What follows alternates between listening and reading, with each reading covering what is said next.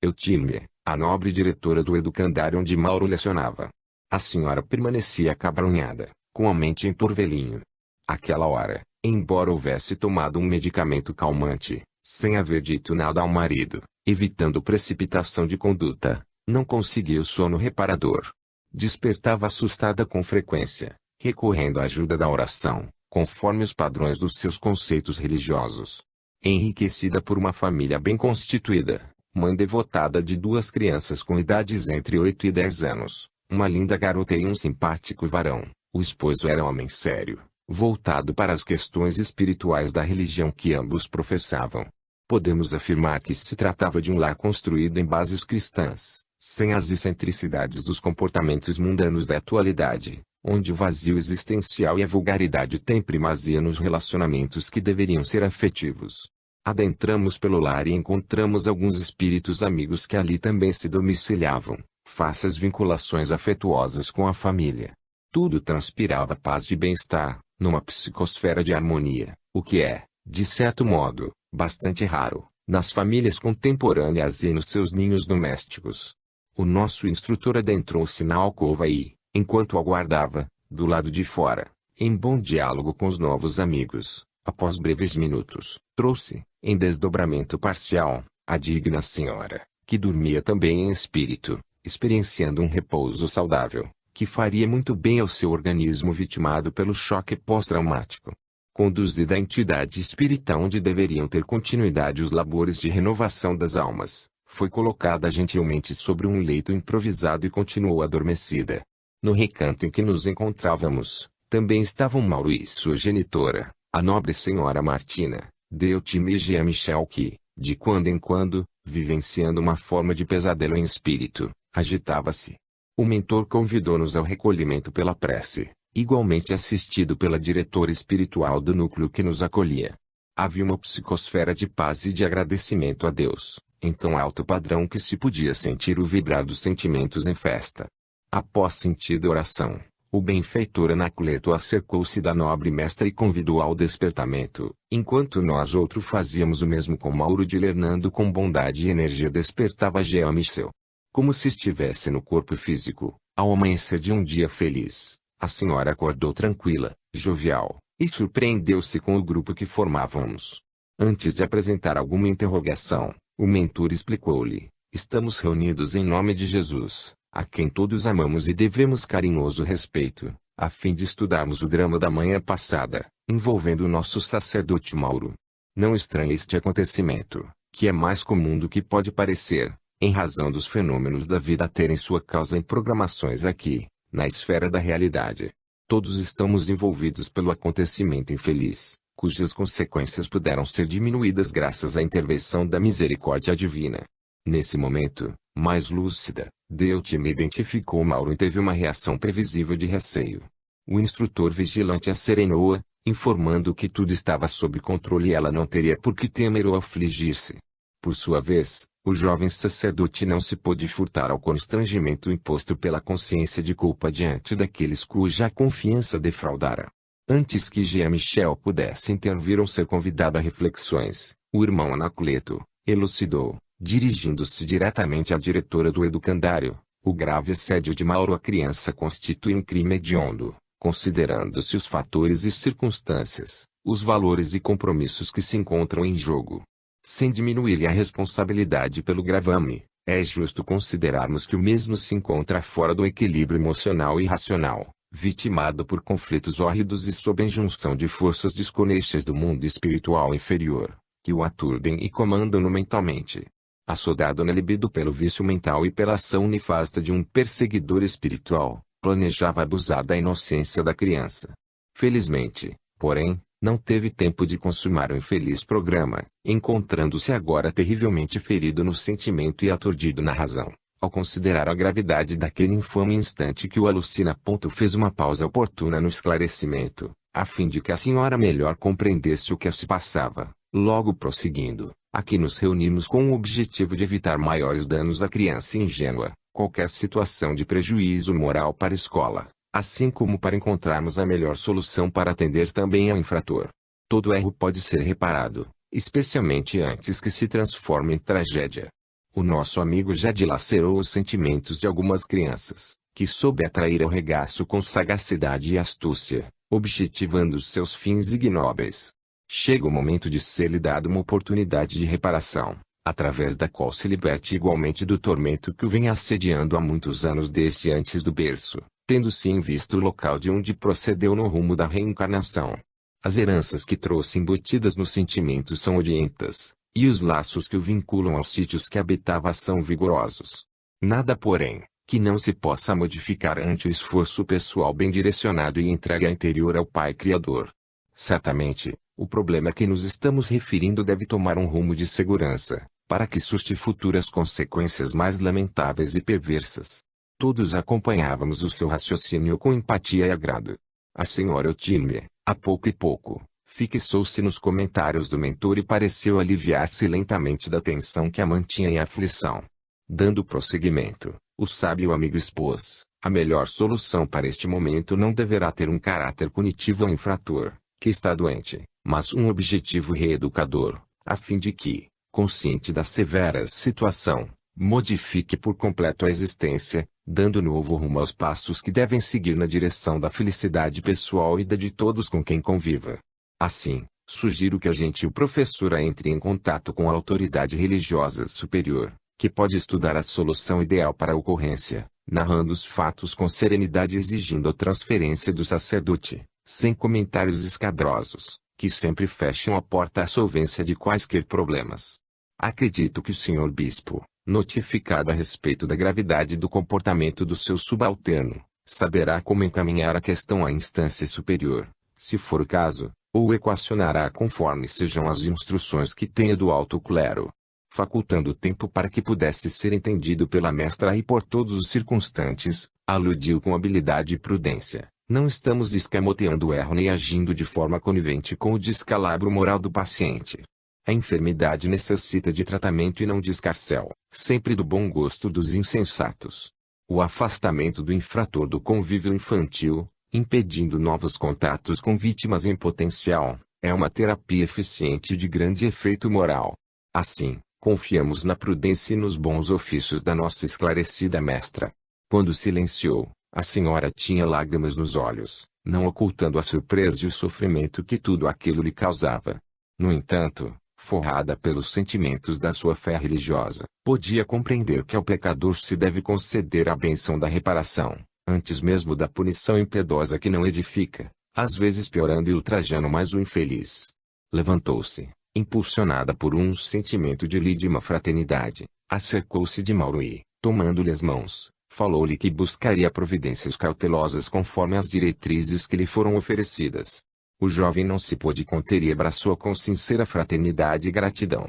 Retornando a seu lugar, a mestra permaneceu quieta, quando o mentor deu continuidade à reunião, agora dirigindo-se a Mauro: não ignoras a extensão do teu erro, e desde há muito vens tentando cicatrizar a chaga moral que te dilacera interiormente, fazendo-te decompor em espírito.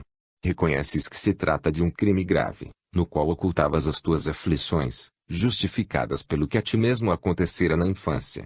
As raízes, porém, desses erros, agora sabes que estão no teu passado espiritual, assinalado pelo deboche e pelo desrespeito a outras vidas.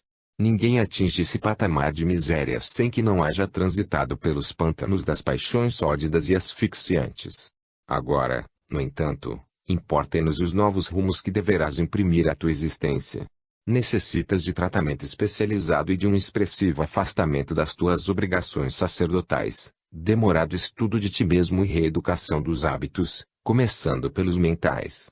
Os devaneios que vitalizas através das imagens que intercambias sob pseudônimo com outros doentes morais, devem ser imediatamente interrompidos, pois que eles trazem uma alta carga de sensações perturbadoras que se te fixam nos painéis da mente, mais atordoando-te, mais excitando-te. Severas medidas disciplinantes deverás impor-te, para que possas reparar as vidas dilaceradas mediante as que, futuramente, serão dignificadas. Ao despertares terás uma nítida lembrança, quanto possível, destes acontecimentos de que participas, de modo que um novo programa te será delineado e deverás segui-lo com os olhos postos no amanhã feliz. Somente o bem incessante te constituirá refúgio e garantia de saúde moral sob as bênçãos de Jesus, o herói silencioso de todos os momentos. Não temas, nem te permitas novos pesadelos e horror. Silenciando, foi interrompido pelos gritos e impropérios de Jean Michel, que indagava: como? O infeliz não pagará pelos crimes perpetrados? Que justiça é essa? Onde o reto cumprimento dos deveres e das leis? Como é possível acobertar tanta miséria, através de artifícios piegas de compaixão e de terapias de mentira? Ele é um criminoso consciente e terá que responder publicamente pelos desvios que se tem permitido e pelo mal que vem praticando contra a pobre infância. As últimas palavras não escondiam a alta dose de ironia e o conjunto não ocultava a perfídia de que se utilizava, a fim de gerar conflitos e dúvidas. Sem perder a serenidade que lhe era habitual, o mentor respondeu-lhe com bondade e energia: surpreendo-me com as tuas palavras, porquanto, se considerarmos a questão do crime no caso em discussão, o responsável não é somente aquele que transita no corpo físico, mas também o nosso astuto amigo, que sabe imprecar e proclamar a necessidade de justiça. A qual justiça te referes? Aquela da cidade do deboche, do paú da depravação, onde os seres humanos se tornaram escravos das próprias abjeções. Com que autoridade reclamas justiça, tu que tens sido execrando comparsa do exausto hospedeiro das tuas vis sensações? Acreditas que os teus sofismas perturbem a claridade do nosso raciocínio? Enganas-te, porquanto, antes das conjecturas aqui apresentadas, estamos habituados a lidar com vítimas e algozes, com psicopatas aferrados ao sexo em desalinho, desde o período em que nos encontrávamos na Terra. Logo mais, será o momento de dialogarmos contigo, e por enquanto silencia e ouve. A atitude imediata, enérgica e clara, assumida pelo orientador, fez o perturbador aquietar-se embaraçado. O nobre Anacleto deixara claro que, desde os dias do corpo físico, no mundo, se houvera dedicado à sexologia, de cuja tarefa se desincumbira com elevada folha de serviços prestados aos enfermos e a outros portadores de distúrbio na área genésica. Por isso mesmo, prosseguia afeiçoado ao mister de atendimento aos infelizes que tombaram nas paixões mais grosseiras do sexo enfermo, havendo sido designado por instância superior para a tarefa na qual nos encontrávamos investidos. Dando prosseguimento às instruções, volveu a dona Eutímia e explicou: face à magnitude do evento infeliz, é de bom alvitre que, no primeiro momento, a dedicada diretora elucide ao esposo a ocorrência e com ele busque um contato com sua eminência, o senhor bispo, pondo a par de tudo, de modo que se possam tomar providências sem as escabrosas contribuições da mídia que se compraz no lixo das misérias humanas. É certo que há uma outra mídia honesta, que narra os fatos conforme acontecem, divulgando-os e esclarecendo as pessoas, o que nem sempre acontece com a correção que seria necessária, antes exaltando o mal, sem erradicar ou apresentar saudáveis soluções para o mesmo. Porque silenciasse, como percebendo que a nobre senhora teria algumas interrogações, o mentor aquietou-se por um pouco, facultando que dona Eutímia inquirisse, perante as leis de Deus, um sacerdote que jura ser fiel à verdade, trabalhar pelo bem da comunidade, ser pastor de ovelhas que se lhe entregam confiantes, e defrauda o compromisso através de conduta execrável, ficará impune. Não são pecados mortais os atos infames que o padre Mauro vem praticando com insistência. E as suas vítimas como ficarão? Com a mesma sinceridade, o benfeitor respondeu: ninguém foge das leis de Deus que vigem em toda parte e que estão escritas na consciência de todos nós. O nosso irmão não fugirá de si mesmo, das cenas escabrosas que se permitiu, do remorso que o dominará por largo período. Isso, porém, somente sucederá mais tarde, quando, desperto e disposto ao resgate, começar o período de refazimento. A punição divina ao pecado mortal nunca se faz de maneira destrutiva do pecador, mas de forma que o edifique, convidando a reparar todos os danos perpetrados, mediante ações dignificantes e restauradoras do equilíbrio. Por isso mesmo, é-nos a todos muito difícil o julgamento correto, por desconhecimento das causas profundas e a modesta percepção do todo no acontecimento, que somente a consciência cósmica penetra. Mas ninguém se libera da culpa sem padecer-lhe os efeitos danosos e cruéis. Interrompeu a explicação por um pouco, a fim de nos permitir assimilar o seu conteúdo profundo, e continuou: pelo que nos é dado perceber, a renovação de Mauro já começou. a partir do instante em que se deu conta da própria loucura. Por sua vez, a misericórdia do Pai em nome de sua justiça, facultar-lhe-á um longo período de isolamento, possivelmente em uma clínica onde se irá reajustar aos padrões de comportamento saudável, inspirando-o a cuidar de crianças enfermas, portadoras de alienações mentais e distúrbios nervosos, assim resguardando-se da prática de atos indecorosos, assistindo-as, socorrendo-as, amando-as, sendo repudiado, maltratado, agredido. As entidades perversas que as obsidiarem, sabendo do passado do então futuro devotado benfeitor, agirão agressivamente tentando desanimá-lo, provocando para que se afaste do bem-fazer e tombe novamente nos escuros abismos da loucura. Nesses momentos, porém, luzirá o amor do Pai inspirando-o a prosseguir, e sua mãezinha desencanada, que o vem ajudando a sair do fosso, ser-lhe-á o anjo da guarda, insistindo pela sua renovação e felicidade. Igualmente não faltarão outros socorros, porque o bem é a coroa da vida e jamais segue a sós, sem amparo na retaguarda e com atração na vanguarda. As criancinhas danificadas emocionalmente receberão igualmente o melhor conforto moral e espiritual, ao invés de, após o escândalo, receber poupudas indenizações, expostas ao ridículo, aos conflitos públicos e ao escárnio daqueles mesmos que aplaudem as eclosões das cenas estúpidas e escabrosas. Aprisioná-lo em um cárcere infecto, colocá-lo entre bandidos outros que poderão assassiná-lo como vem ocorrendo no mundo, de maneira alguma fará deter a eclosão de episódios de pedofilia que se multiplicam em razão do deboche que desgoverna as criaturas. Antes estimularão outros enfermos a serem mais hábeis, a investirem mais no turismo sexual, em grande voga, que rende fortunas incalculáveis aos seus exploradores e aos veículos de informação que os divulgam com dubiedade, sem o caráter sério de deter o fluxo destruidor. Novamente fez pausa. Adentrando-se pelo futuro na programação que trazia em mente sob os auspícios de venerandos mensageiros da luz, concluiu: chegará o dia em que a perversidade desaparecerá da terra e a escabrosidade das almas será substituída pela compaixão e pelos sentimentos de amor com respeito pela vida. Nesse dia, que certamente não será imediato, as ocorrências abomináveis estarão nas páginas da história como pertencentes ao período de brutalidade e primitivismo da criatura humana, qual ocorre com inúmeros fenômenos do passado. Até chegar esse momento, a todos nos cabem as atitudes de ajuda e de compreensão, de energia e de bondade, reeducando os calcetas e atendendo as vítimas, de forma que o equilíbrio moral predomine nos arraiais da sociedade terrestre. Nosso irmão enfermo transitará um longo percurso de recuperação e de reconquista de si mesmo. Ajudemo-lo, antes que o destruamos, considerando que a vida são bênçãos e que todo aquele que estiver sem pecado atire-lhe a primeira pedra. Todos nos encontrávamos emocionados.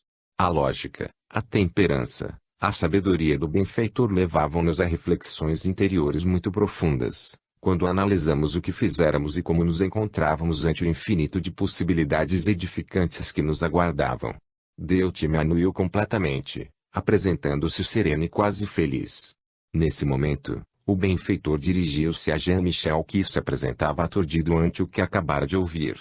Desde quando perdera o discernimento e tombara no abismo do ódio, da perversão moral e da criminalidade, não tivera ensejo de reflexionar em torno da vida e da sua grandeza, dos objetivos essenciais ao crescimento para Deus, que é inevitável. Dava-se conta, nesse momento, do engodo que se permitia e da ilusão que buscara transformar em realidade eterna, ludibriando os códigos divinos. Quase atolemado, ouviu o irmão Anacleto falar-lhe: quanto a ti, irmão querido, o amanhã sorri-me dádivas de felicidade. Chegou o momento de te libertares também da canga odienta do sofrimento bestial, que em nada te ajuda, antes mais te alucina.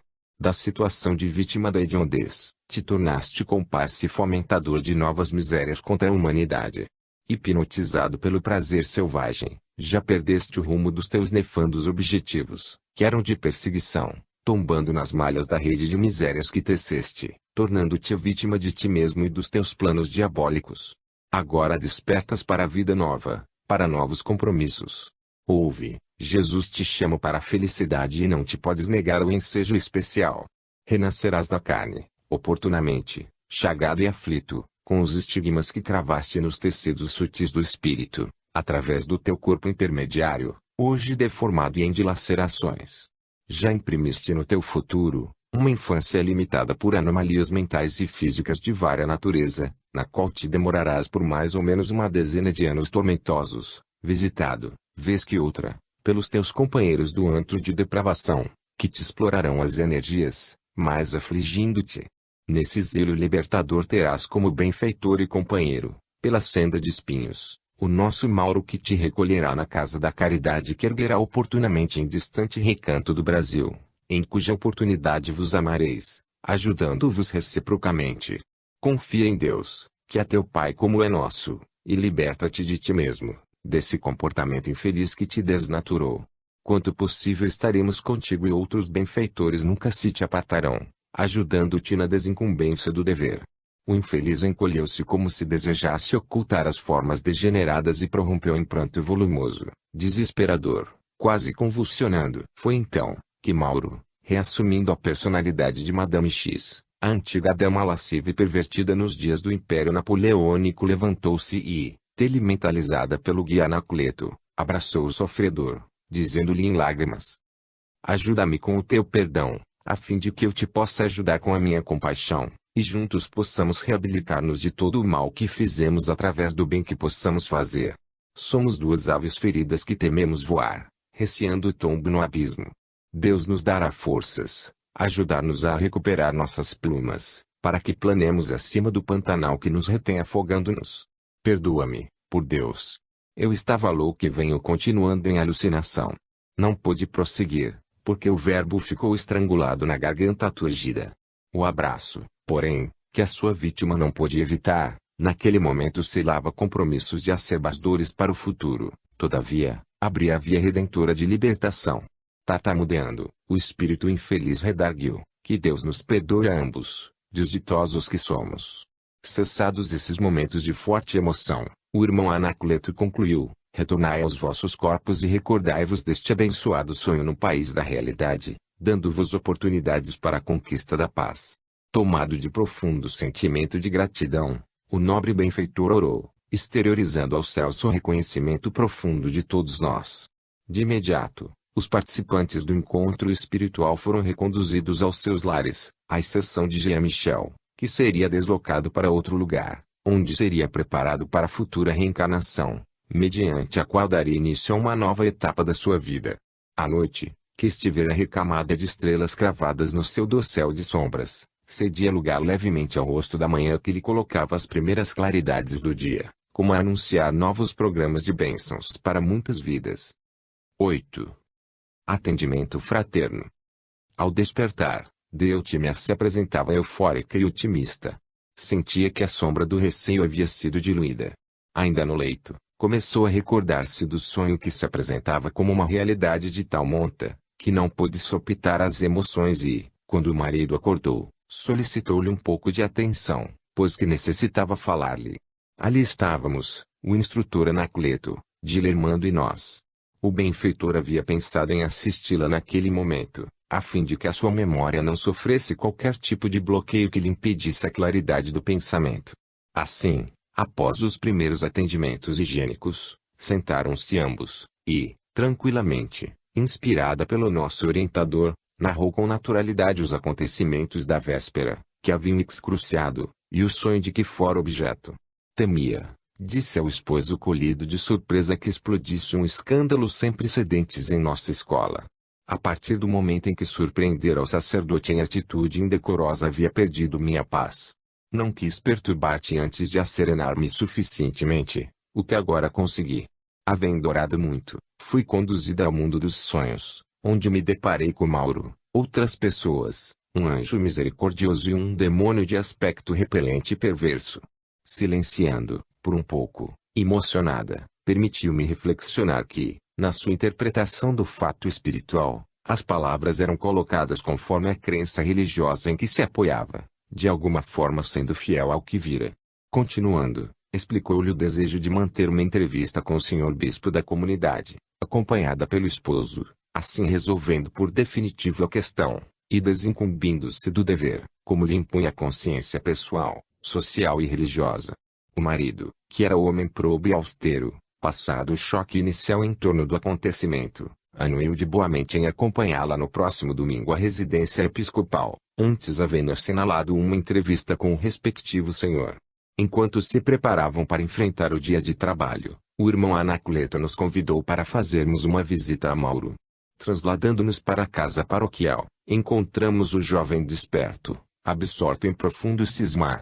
Recordava-se do acontecimento onírico com muita nitidez, mas, sobressaltado pelos efeitos danosos dos seus atos, receava as consequências que deveriam advir dos mesmos. Resolvera não voltar ao educandário, ficando em casa, a fim de mais meditar e aguardar o que viesse a acontecer. O amigo Anacleto acercou-se-lhe, e após saudar a mãezinha que permanecia de plantão, a fim de evitar a interferência de algum espírito mistificador ou ocioso que por ali se encontrasse, falou mentalmente ao aflito sacerdote, enquanto o envolvia em fluidos salutares: recolhe-te em oração. Busca Jesus através do Evangelho e detém-te nos seus momentos finais na terra, quando, no horto, enquanto todos dormiam, ele sofria, apesar de estar em oração. Ele, que não tinha qualquer culpa, não recusou o cálice de amarguras. Assim, não penses em fugir dos calamitosos efeitos dos teus desmandos, procurando mecanismos de justificação ou precipitando-te em abismos de sombras demoradas. Levanta-te e segue no rumo da oração, entregando-te a Deus, que fará o que seja de melhor para ti. Ante a ordem enérgica, que lhe repercutiu nos refolhos do pensamento, Mauro levantou-se, tomou do Evangelho e seguiu a igreja. Tremia, emocionado, pois se recordava dos episódios espirituais da madrugada, agora mais lúcido, ante o psiquismo de Anacleto que o dirigia mentalmente. Sensível ao registro de inspiração espiritual, pois que, por muito tempo, a recebia com frequência de entidades perversas, agora, mudando o direcionamento mental ao sintonizar em faixa mais elevada, conseguia captar a presença do mentor, que se lhe apresentava como um anjo da guarda, socorrendo naquele momento crucial da sua existência. Buscou uma singela capela, na imensa igreja, desprovida de adereços e quinquilharias de que não necessita a memória dos espíritos nobres, dedicada a um santo que parecia socorrer os desesperados. Ajoelhou-se, porejando suor por todo o corpo, fechou os olhos e abriu o Evangelho. O benfeitor conduziu-lhe os dedos aos momentos que precederam ao arbitrário arrastamento do amigo sem amigos na direção dos seus cruéis algozes. O texto assinalava a estada do mestre no Horto das Oliveiras em plena agonia. Mauro nublou os olhos com lágrimas sinceras de arrependimento e começou a ler, mergulhando profundamente o pensamento, talvez pela primeira vez, no conteúdo incomum e sublime daqueles instantes de dor e de rudes angústias do condutor a quem buscava servir. Demorou-se em cada frase, perscrutou o sentido oculto de cada palavra, estabeleceu pontes com a sua conduta, recordando-se do mestre que lhe dera a vida, enquanto permanecia adormecido na escabrosidade moral. Experimentou um grande sofrimento, um abatimento íntimo como nunca sentira antes. Passou a considerar a magnitude infeliz dos seus atos, e resolveu-se, custasse-lhe o que fosse, mudar de vida. Pensou em buscar a confissão com o seu bispo, narrar-lhe tudo, rogar-lhe auxílio e perdão, misericórdia e oportunidade. Estava, sim, disposto a recomeçar longe dali, distante do lugar da escravidão, em Campo Novo, abrindo o coração a Deus e ao serviço em favor da humanidade. Captando-lhe o pensamento por instruções do mentor, fomos colhidos pela nova e surpreendente decisão, que teria de partir dele mesmo, por isso que não lhe fora imposta uma aventada, sequer como hipótese, durante o encontro espiritual. Estavam em feliz prosseguimento os planos delineados, quando o irmão Anacleto nos convidou a outras atividades, deixando o paciente entregue a si mesmo e às suas reflexões, pois que necessitava, mais do que nunca, de ouvir-se, de sentir o coração, de despertar para novos compromissos, e esse trabalho deveria ser exclusivamente seu. A mãezinha vigilante e quase feliz, assessorava o filho envolta em vibrações de grande ternura. Simultaneamente ocorreu-lhe pensar na situação do marido desditoso que lhe infelicitara o filho. É certo que, após muitos atritos que mantiveram no reduto doméstico, que se transformara em área de batalhas doridas, ele houvera abandonado a família, e logo depois desencanara, sem que ela houvesse tomado conhecimento da forma como sucedera ao seu desenlace. Ao chegar ao mundo espiritual, tomando conhecimento das aflições do filho, passara a assisti-lo, buscando evitar que sucumbisse totalmente à ação do mal. Mas o companheiro, indigno e doente, Só agora lhe voltará ao pensamento. Por onde andaria Heraldo, o indigitado esposo e genitor cruel? Pensou, na circunstância em que se encontrava. Nesse momento, alongando o sentimento em favor da vera fraternidade, que se estende envolvendo todos os seres, permitiu-se espraiar sua ternura e perdão em comovida oração em favor do revel, a fim de que fosse beneficiado, quando a paisagem de sombras começava a adornar-se de peregrina luz. Ele também merecia misericórdia e compaixão. Fora o intermediário físico do filho por ela muito amado, era também criatura de Deus, portanto credor de carinho e de amor. Assim, enquanto o filho viajava mentalmente na direção do mestre incorruptível, ela buscava o companheiro tresvariado que sucumbira ao peso das próprias arbitrariedades. O dia alargou-se, facultando-nos ampliar os compromissos que nos diziam respeito.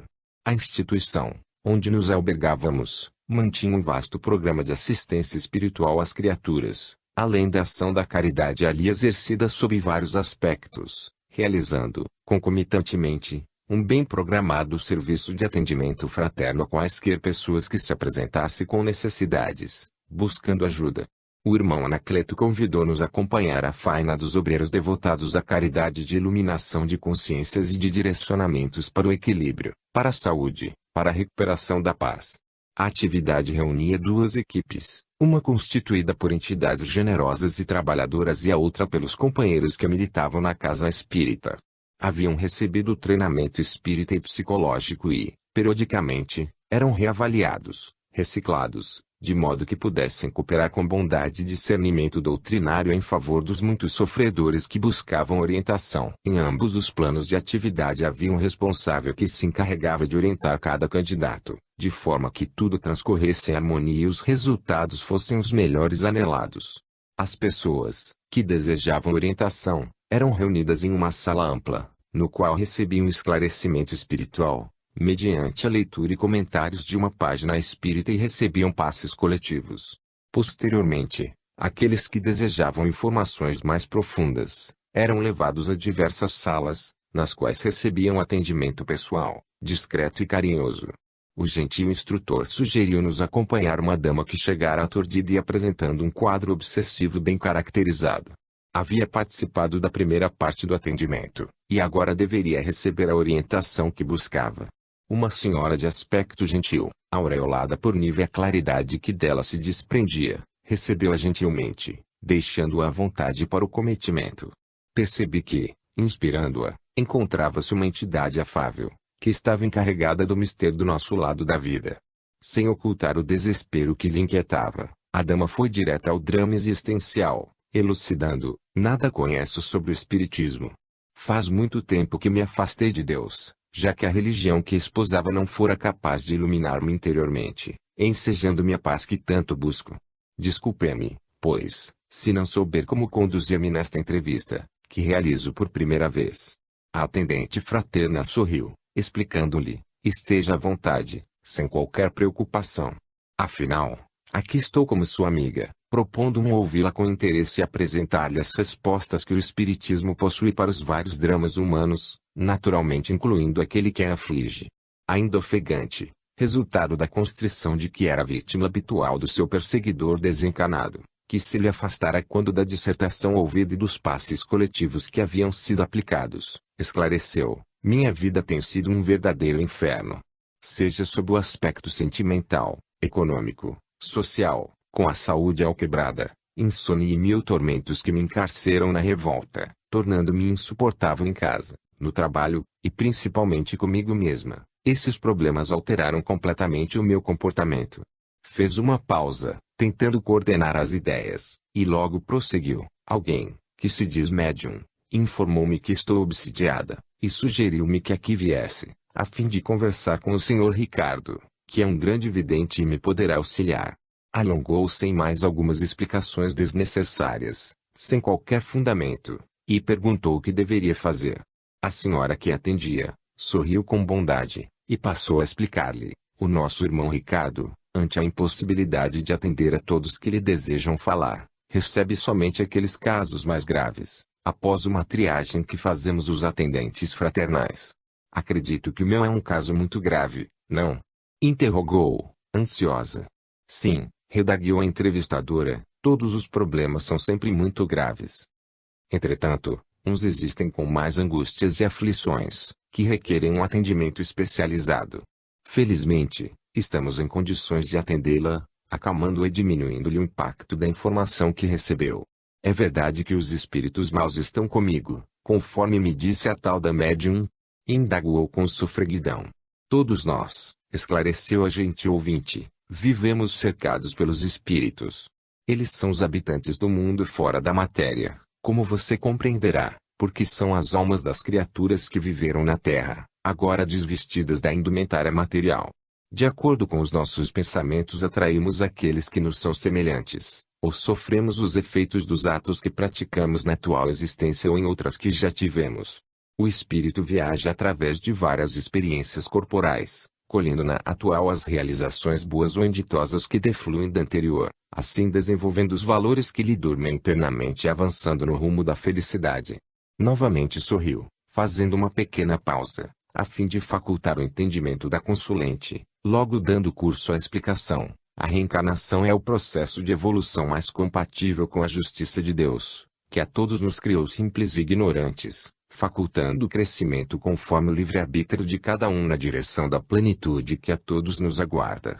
Não diria que a minha amiga e irmã é uma obsidiada.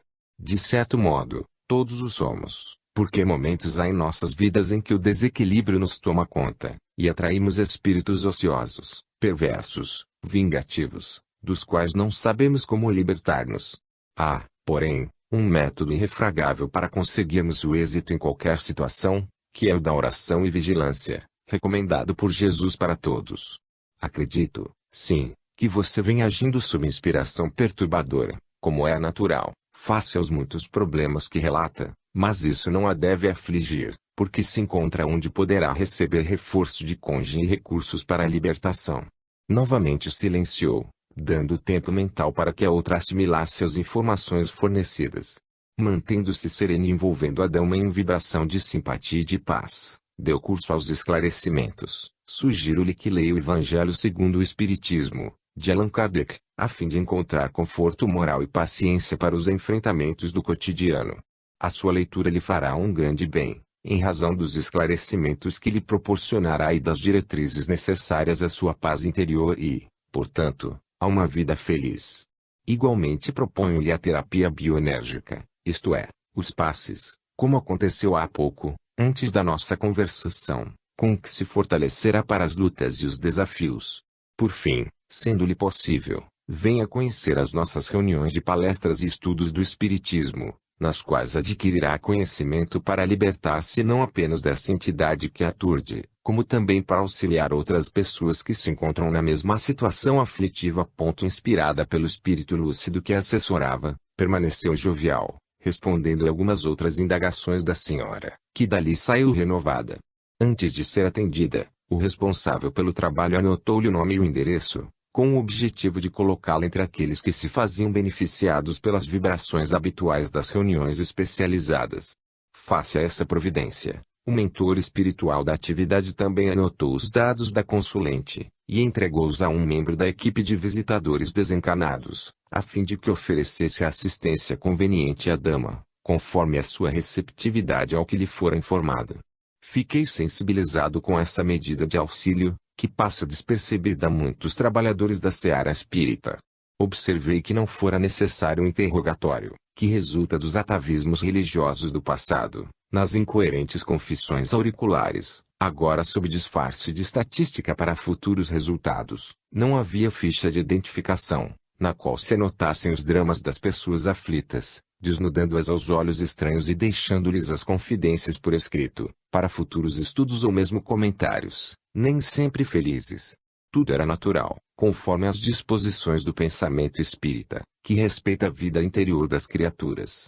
Outros sim, dei-me conta que o atendente fraterno buscava mais ouvir que falar, orientando mediante a contribuição do espiritismo, evitando as próprias conclusões e o que se convencionou denominar como achismo, mediante o qual se opina sem conhecimento de profundidade a respeito de tudo, apoiado no que se acha, no que se pensa, no que se conclui, nem sempre corretamente. Não pude demorar-me em maiores considerações, porque mais uma senhora fora encaminhada a outra atendente, Esta, porém, jovem e aparentemente sem maior soma de experiências. A candidata ao atendimento apresentava-se mais perturbada do que aquela que nos referimos anteriormente. Sentou-se, inquieta, e explicou: não sei por onde começar, tal é a magnitude do meu drama. Faça-o conforme lhe parecer melhor, respondeu, gentilmente, a jovem, sem pressa, sem inquietação. Aqui estou para ouvi-la com paciência e simpatia. Você é casada? Interrogou, receosa. Ainda não, esclareceu, com um sorriso, mas isso não é importante. O que faz sentido é o conhecimento que tenho da alma humana, de alguns dos problemas que afligem as criaturas, em razão dos estudos espíritas que me tenho permitido, e, também, por ser psicóloga clínica. Oh, que bom, exclamou a visitante. O meu caso é quase sórdido. Sou casada há, mais ou menos, 10 anos, e sempre mantive um relacionamento sexual equilibrado com o meu marido. Não me sentia plena, realizada, em nosso intercâmbio íntimo, mas pensava que era assim mesmo. As minhas amigas sempre me relatavam suas dificuldades, e resignei-me. Ultimamente, porém, percebo que o meu esposo se vem corrompendo muito, entregando-se a viagens mentais e visitas a motéis, acompanhando filmes eróticos e pornográficos, e exigindo-me uma conduta semelhante, o que me ultraja. Silenciou, constrangida. Passados alguns segundos, continuou, sofrida. Agora, tornou-se-me insuportável o seu assédio, exigindo-me compartilhar das aberrações que vê nos filmes de prostituição e vulgaridade, o que me aterroriza, produzindo-me reações de ódio e nojo em relação a ele, a quem sempre amei. Não o desejo perder, mas sinto que, se não ceder às suas exigências descabidas e mórbidas, ele me abandonará. Que hei de fazer? A jovem meditou por alguns instantes, e respondeu-lhe com brandura: este é, realmente, um momento muito importante para a preservação do seu matrimônio. Vivemos um período de perversões vis em nossa sociedade, que se vem generalizando assustadoramente. O sexo tornou-se objeto de perturbação e de infelicidade. O matrimônio, no entanto, é um contrato social e moral, de resultados espirituais, unindo duas pessoas pelos laços do amor, a fim de edificarem a família, não podendo transformar-se em bordel de excentricidades profissionais. O companheiro, de acordo com a sua narração, encontra-se doente, e necessita de terapia com um sexólogo, a fim de refazer conceitos e reencontrar o equilíbrio a fim de prosseguir feliz no lar. Não me cabe dizer-lhe o que deve fazer, neste momento, pois que seria assumir a responsabilidade da sua futura atitude. Cada um de nós tem a liberdade de pensar e agir conforme seja melhor para o próprio entendimento. Os resultados, porém, virão inevitavelmente, e cada qual se verá a braços com o que haja desencadeado, num campo saudável ou num terreno ingrato. Não obstante, seria de bom alvitre que a amiga convidasse o esposo a uma conversação serena, explicando-lhe a questão conjugal sob o seu ponto de vista, informando-o sobre as suas reações e anseios, suas necessidades afetivas, que nada tem a ver com os comportamentos doentes ora em voga. Enquanto isso, indico-lhe a oração como recurso autoterapêutico que a fortalecerá para resistir às inconvenientes e descabidas exigências, mantendo-se serena e amando o companheiro, momentaneamente desajustado. E se ele não concordar? Interrogou, aflita. Perdê-lo-ei ou cederei? Mantendo a calma e a amabilidade, a jovem psicóloga respondeu: isso dependerá da sua estrutura emocional, dos seus valores morais, da sua constituição espiritual. Ninguém lhe poderá dizer o que fazer, nessa situação delicada. Pense, amadureça reflexões e estude o Evangelho segundo o Espiritismo, de Allan Kardec, que lhe propiciará a visão correta dos fatos e da vida. Esse é um livro de conforto moral e espiritual. No entanto, considerando a sua claridade intelectual, receitar-lhe da leitura de O Livro dos Espíritos, do mesmo autor, que lhe dará a dimensão do que é a vida e como deveremos experienciá-la na busca da plenitude, explicando-lhe as razões dos acontecimentos no dia a dia e dos dramas existenciais que tanto nos afligem. E volte aqui para uma nova conversa de reabastecimento. Se possível, venha conhecer o Espiritismo e seus paradigmas, suas lições, beneficiando-se com a psicosfera. Sabe o que é? A atmosfera psíquica de amor e de paz que reina em nossos corações e em nossos atos. E se possível, convide o esposo, que muito se beneficiará convivendo em outro clima mental. A dama, sinceramente confortada, que também fora beneficiada pelos fluidos do espírito amigo que inspirava a atendente fraterna, pediu licença para abraçá-la, agradecendo com palavras repassadas de ternura. Realmente, a função do atendimento fraterno, na casa espírita, não é de resolver os problemas das pessoas que vão em busca de socorro, mas de orientá-las à luz da doutrina espírita para que cada uma encontre por si mesmo a melhor solução. Outro espírito gentil, que recebeu o nome e o endereço da senhora, acompanhou-a na saída da sala. Nesse momento, um casal de meia-idade, assinalado pela amargura da face e a debilidade orgânica, acercou-se de um respeitável cavalheiro que aguardava o próximo cliente. Percebendo a angústia de ambos, que se mantinham silenciosos e trêmulos, indagou, afável, em que lhes poderei ser útil? Posso imaginar a dor que os balanceia, em razão da aflição refletida nos seus rostos. Foi o suficiente para ambos se deixarem dominar pelas lágrimas. O atendente deixou-os extravasar, por alguns momentos, a angústia que os vergastava, após o que, propôs, não seria bom se pudéssemos conversar um pouco. A senhora, mais fragilizada, sem poder conter-se, olhou o marido e fez-lhe um sinal para que ele expusesse a razão pela qual ali se encontravam. O companheiro, com voz pungida, explicou: perdemos o nosso filho único. A morte arrebatou-o em um acidente cruel, deixando-nos desalentados e sem razão para continuar a viver. Somente encontramos alívio pensando em morrer, porque a vida perdeu totalmente o sentido. Desejamos falar com o irmão Ricardo, para tentarmos saber se o nosso filho continua vivo, se pensa em nós, onde e como se encontra. Será possível? É claro que sim, anuiu com gentileza o atento ouvinte. Antes, porém, permito-me informá-los que ninguém perde um ser querido, quando arrebatado pela morte. A morte não é o fim da vida, antes é o começo de uma nova etapa da eternidade. Recordem-se de Jesus, morrendo na cruz, e da angústia de sua mãe. Logo após, no entanto, 3 dias, ei-lo de volta, ressurrecto e vivo, triunfante ao túmulo e afetuoso como sempre. Pensem nele e entreguem-lhe o filho que, antes de lhes pertencer, o é também de Deus, o Pai de todos nós. Posso afiançar-lhes que ele está bem, caso o acidente de que foi vítima não haja sido resultado de imprudência ou desequilíbrio. Sempre, quando ocorre algo dessa magnitude, estamos diante do efeito de algum ato muito grave, cuja causa está no ontem próximo, nesta existência, ou remoto, em outra reencarnação. Desse modo, são felizes aqueles que retornam à pátria, após cumprida a tarefa na Terra, seja qual for o mecanismo da desencarnação, conforme nós, os espíritas, denominamos a morte, que independeu do viajante espiritual querido. Depois de confortar por alguns minutos o casal sofrido, encaminhou-o ao atendimento especializado através do irmão Ricardo. Enquanto dialogavam, o espírito responsável pelo atendente aplicou-lhes, em ambos, energia refazente e calmante que os tranquilizou. As consultas tiveram o seu curso normal, e eu não cabia em mim de contentamento. Ali estávamos em um ambulatório de emergência espiritual para atendimento a sofredores e desafortunados da terra, sem complexidades nem exigências descabidas, nos quais o amor, a fraternidade, a compaixão e a caridade davam-se as mãos, em tentativas felizes de bem servir.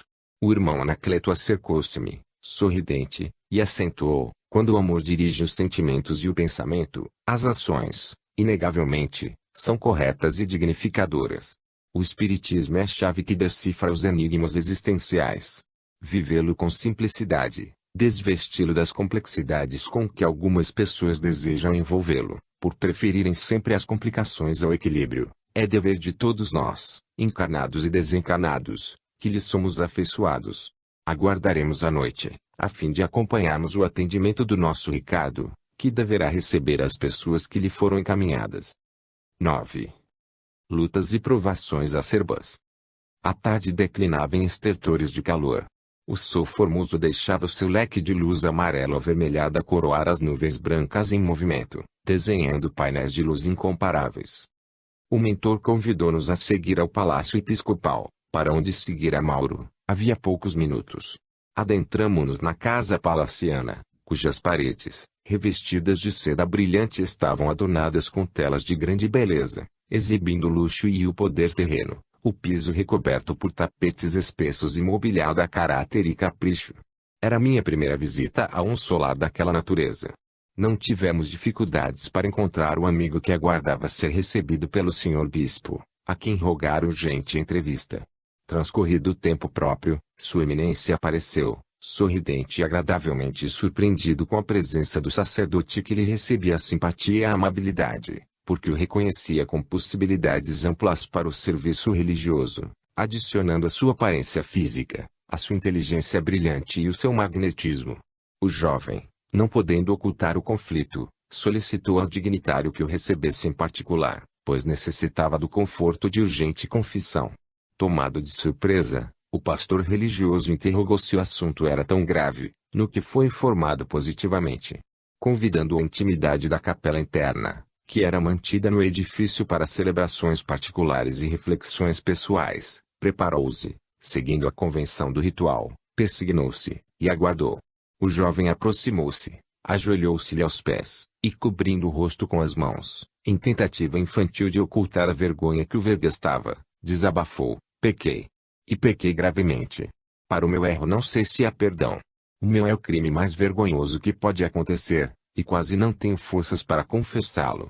Profundamente chocado, o confessor, preservando a serenidade, solicitou-lhe a narrativa, antes que o julgamento para o qual não tinha condições, ouvindo, estupefacto, detalhe a detalhe, toda a trajetória de ações ignóbeis realizadas pelo seu sacerdote. Agitou-se, mais de uma vez, fazendo esforço para controlar-se, ante a desesperação que o assaltou. Jamais imaginaria tão grave ocorrência no seio do seu rebanho, e especialmente, em alguém que fora preparado para ser pastor. Conteve-se, rogando silenciosamente a proteção de Jesus. O infeliz nada ocultou, descendo a esclarecimentos, alguns escabrosos, até a ocorrência da véspera, quando pensava em cometer mais um terrível pecado, havendo sido surpreendido pela diretora do educandário, que o mandou sair, e não sabia o que estava acontecendo desde então. A narração foi dolorosa para ambos. A experiência, porém, do senhor bispo, e a sua sinceridade no cumprimento do dever ante a religião que professava, puderam proporcionar alguma indicação para a tragédia existencial do atormentado rapaz. Com a voz embargada, o dignitário interrogou: mas alguém está informado desses nefandos acontecimentos? Que eu saiba, não, eminência, respondeu o jovem em lágrimas. Apenas Dona Eutímia tem conhecimento deles. Voltou a indagar. Penso que sim, contestou, sucumbido, o rapaz. Então aguardemos, porque amanhã deverei atender-lhe ao esposo, que me solicitaram uma audiência. Estamos diante de uma situação lamentável e insuportável. Como pôde, por tanto tempo, viver uma existência de abominação de tal monta, sem nada comunicar ao seu confessor? Que tem feito da fé religiosa que abraça e denigre com a sua conduta desvairada? Onde pôs o coração, ferindo vidas de informação e desencadeando a ira celeste? Que espera da igreja, que vem sofrendo inconcebíveis perseguições, face à fuga dos seus sacerdotes e monjas, que abandonam os compromissos e se entregam às dissoluções dos costumes modernos? Tenho a impressão de que o demônio está desafiando o trono de São Pedro, corroendo internamente. Volte ao lar e submeta-se à penitência que lhe irei estabelecer, enquanto ouvirei a digna senhora e o seu esposo, para tomarmos as providências que o fato horrível exige. Após um silêncio constrangedor, o bispo informou: não poderei absolvê-lo do pecado, sem conhecer a outra face da questão, que certamente me será narrada amanhã, exigindo-me meditações e consulta aos códigos do direito canônico, para posterior definição de rumos.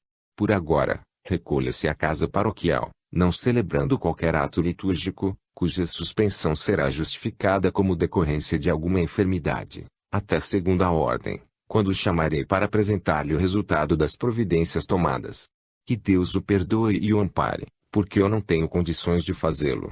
Vá em paz e não volte a piorar a própria situação, repetindo a sandice. O jovem levantou-se cambaleante, muito pálido, tomando o rumo do lar. O senhor bispo era um homem dedicado e sincero em relação àquilo em que acreditava, exercendo o seu apostolado com elevação e nobreza. Certamente conhecia as misérias humanas, que lhe chegavam aos ouvidos com frequência, em razão das confissões auriculares. O trágico drama do seu sacerdote, porém, feriu-o profundamente.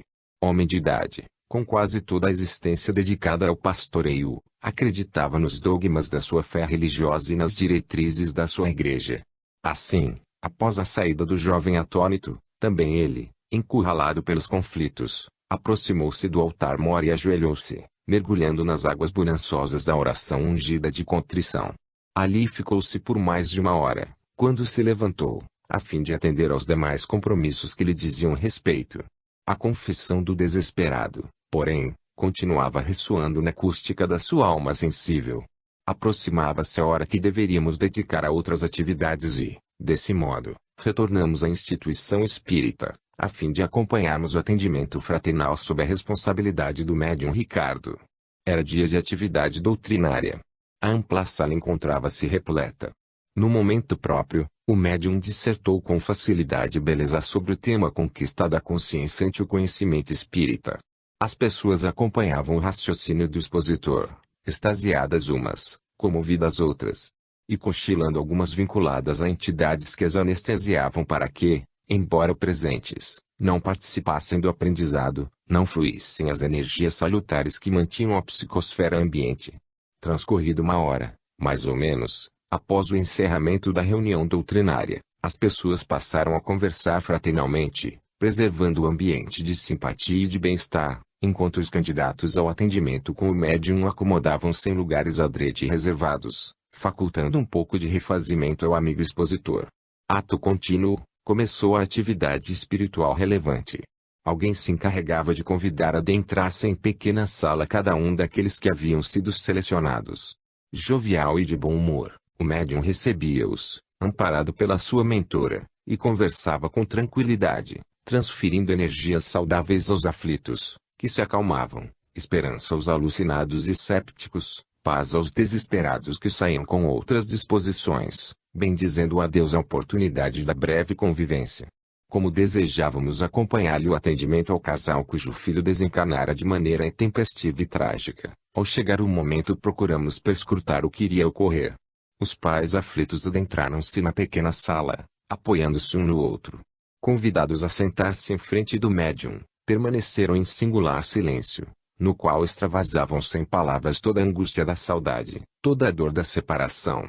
Compreendendo o que se lhes passava no íntimo, após saudá-los com bondade, o médium informou-os: a morte é a grande libertadora que nos merece respeito e carinho.